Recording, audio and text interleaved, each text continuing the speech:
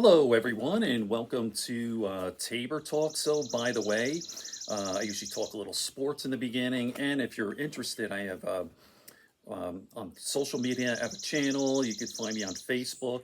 I do a New York Yankee recap. I also do basketball, and I follow the Brooklyn Nets. So, the Yanks lost 2 out of 3 to the Boston Red Sox, and yeah, last night they got crushed, 9-3.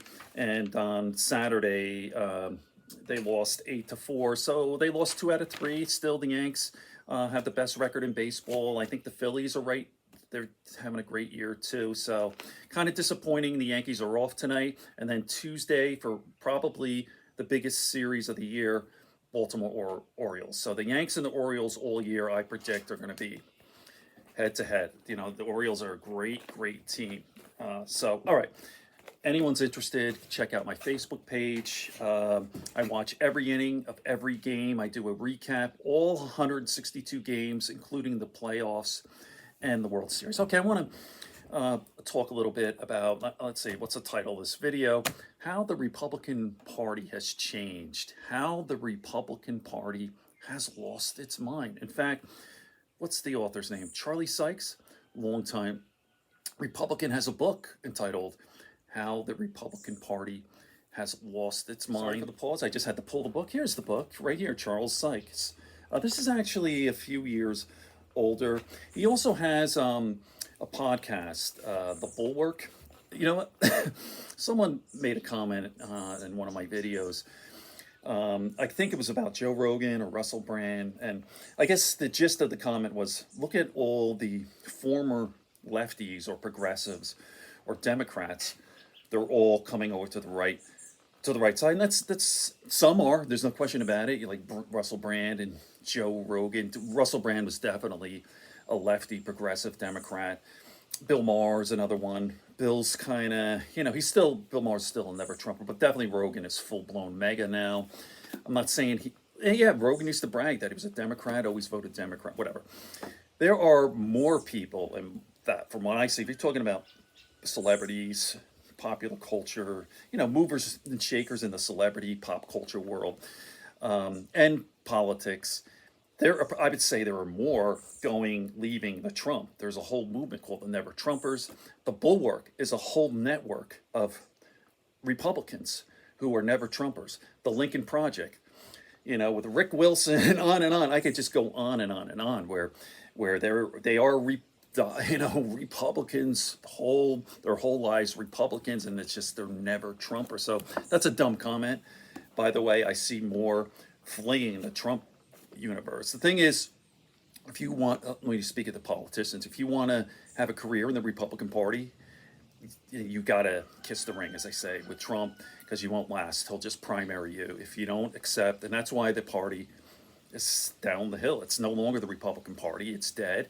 All the things that they used to stand for, out the window. You cannot call the Republican Party the law and order party right now. That's out the window. Your guy, the main guy, the leader, is a convicted felon. A convicted felon, civilly liable rapist, an adjudicated fraudster. On and on and on. That you can't have that. You can't hang your hat on law and order. In fact, going after our judicial system, that is sick. That's nuts. In fact, this is kind of the gist of this video. It's shocking to me that it's the Republican Party that really lost its mind. And it's kind of more, I think it's more in line with anarchy than anything else. This mega is kind of an anarchic movement going after all of our institutions, right? First, it was the media, right? This started in 2016. We always had people saying, oh, the leftist media, the bias, the New York Times. And there's always a little bit of that. I'm talking about this something new, disinformation, actually lying, fake. Not to say that propaganda is, but that wasn't around until Trump, and he's the one who actually instituted this stuff. He started it. And if you follow this recent trial, the New York Bragg case, you'll see that how disgusting this man was. Like that whole Trump universe is just one big lie. His best friend was David Pecker from the National Enquirer. He's the one who made up all these fake stories. Hillary Clinton's got cancer, and I've done a video on this, a couple videos. Ted Cruz's father killed JFK, on and on and on. There were hundreds of them, and it was all Trump, just faking it, faking it. He's such a liar. What he used to do is like have this loop. He would have his buddy David Pecker write up a story. Like let's take the JFK thing, that Ted Cruz's father killed JFK.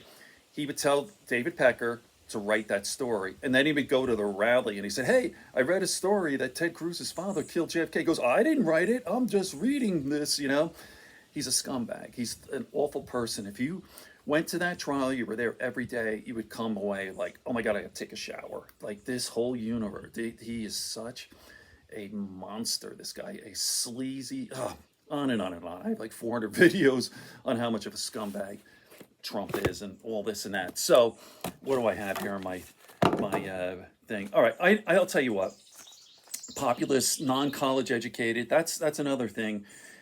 What happened was the Democratic Party, for sure, the past decade, since Trumpism has lost some people that they would have ordinarily got. Like a lot of Obama voters went to this whatever this MAGA movement is. There's certain percentage of that, and it's really what happened was the Republican Party had a hard time recruiting like these non-college educated, kind of, I'm not being mean here, but less educated people, kind of your blue collar lunch bucket type people. And then this whole Trumpism came along, and that's what it is. Like I said, it's more of an anarchy than anything else.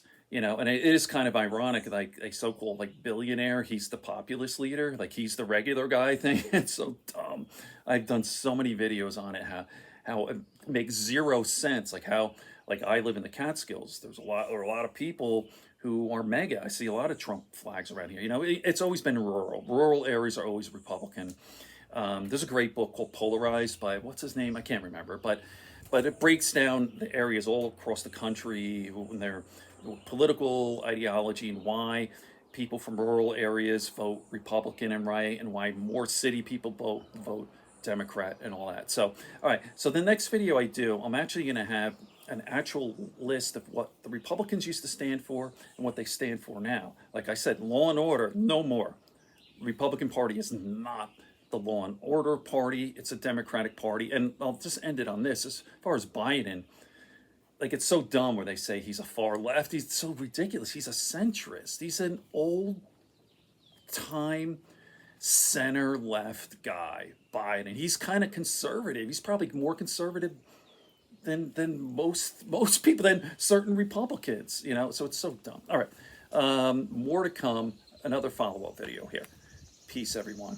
Peace, love, and understanding. Okay, if you like the video, like it, subscribe. You want to, as Kyle Kulinski would say, and spread it around. We're slowly growing. Tabor Talk. Peace, everyone.